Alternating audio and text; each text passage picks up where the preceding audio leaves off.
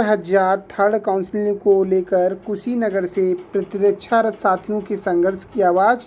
हमारे साथी Kanha Maurya circuit house में मौजूद हैं, माननीय मुख्यमंत्री जी से मुलाकात करेंगे।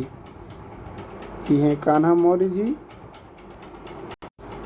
ये 69,000 के लीगल टीम के सदस्य जो कि सर्किट हाउस में इसमें, तो ये देख सकते हैं आज मुख्यमंत्री से मिलने के लिए प्रयास करें, उनको समय भी दिया गया है। मैं कोमल भार, इवनिंग एवरीवन।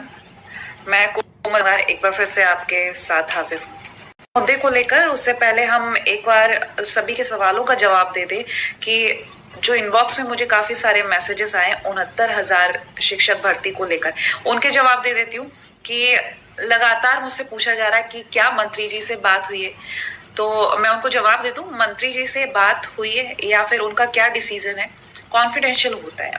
वो सारी चीजें धीरे धीरे सामने आएंगी, आप तक एकदम से नहीं पहुंचाई जाएंगी। हमारे साथ प्रवीण सहगल, एस के सागर जुड़ गए हैं इस वक्त लाइव, तमाम लोग जुड़ रहे हैं। तो मेरा यही आग्रह है कि थोड़ा सा इंतजार करें, क्योंकि लिस्ट जारी मेरे कहने से नहीं होगी, मंत्री जी करेंगे। बहरहाल हमारा जो आज का मुद्दा है हम उस पर बात करते हैं। अखिल वर्मा है हमारे साथ, हेलो।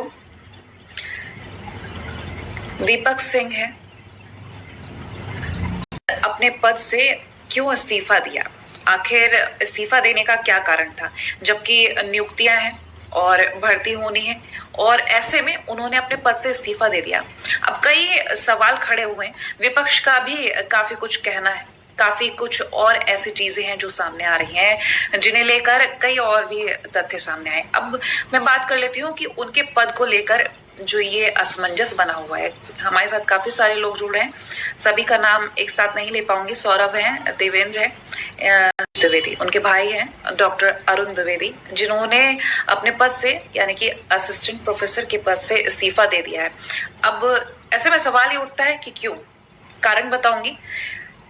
तमाम जो चीजें सामने आई हैं, EWS यानी कि इकोनॉमिकली वीकर सेक्शन, अल्प आय वर्ग, जो आय है उससे कम सामने है, वो मैं आपके सामने रख रही हूँ। उसके पहले वो मनस्थली में जॉब कर रहे थे, लेकिन फिर सिद्धार्थ विश्वविद्यालय में उन्होंने ज्वाइन किया, मनोविज्ञान में उन्होंने as a assistant professor join किया। लेकिन आज जब इस्तीफा दे दिया गया है, उसके बाद तमाम चीजें सामने आ रही हैं। अब डॉक्टर अरुण द्विवेदी का क्या कहना है ये भी मैं आपको बता देती हूँ। डॉक्टर अरुण द्विवेदी का कहना है, जिसको भी आपत्ति है, जिसको भी कुछ लग रहा है, वो कोर्ट में जाए और कोर्ट में सवाल करे, क्योंकि मैंने कोई भी नियम नहीं तोड़ा है और ये सब मेरे भाई की छवि को धूमिल करने के लिए किया जा रहा है विपक्ष की तरफ से। उनका कहना ये है, और उनके अनुसार EWS के नियम उन्होंने फॉलो किए हैं, क्योंकि ना तो उनके नाम पर कोई ज्यादा पैतृक संपत्ति है, ना ही कोई ज्यादा प्रॉपर्टी है उनके पास, और ना ही जो गाइडलाइन है EWS की या उसका क्राइटेरिया है उसके अनुसार कोई फर्म या कुछ भी प्रॉपर्टी उनके नाम है।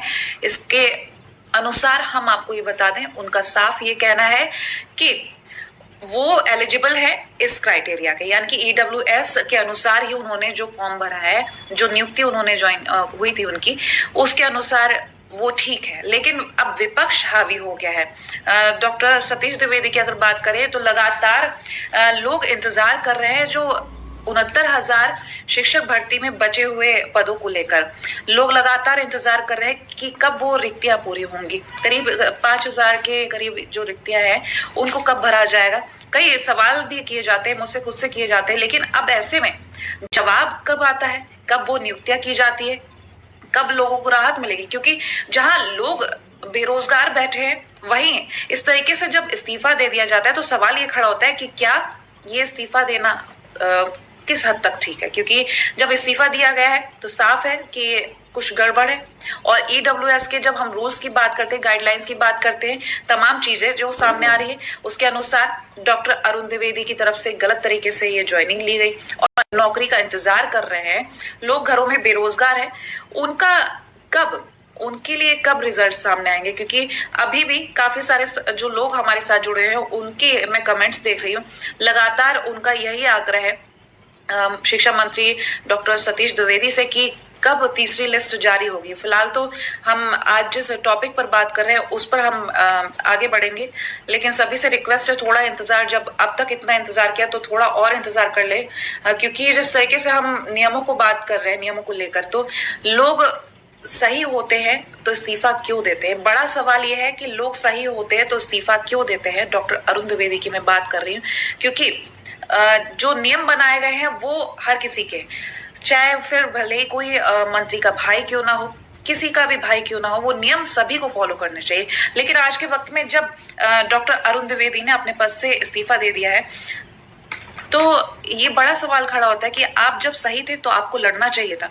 कर सकते हैं, ये तो जांच होगी उसके बाद ही तय होगा। फिलहाल तो डॉक्टर अरुण द्विवेदी का जो कहना है वो भी मैंने आपके सामने तथ्य रख दिए, और साथ ही ये भी मैंने आपके सामने चीजें रखी कि नियम क्या थे, और जो 69,000 भर्ती हैं उनको लेकर भी हमने बात की। लगातार जो चीजें सामने आ रही हैं उनको लेकर मैं आप तक हर अपडेट पहुंचाती हूँ।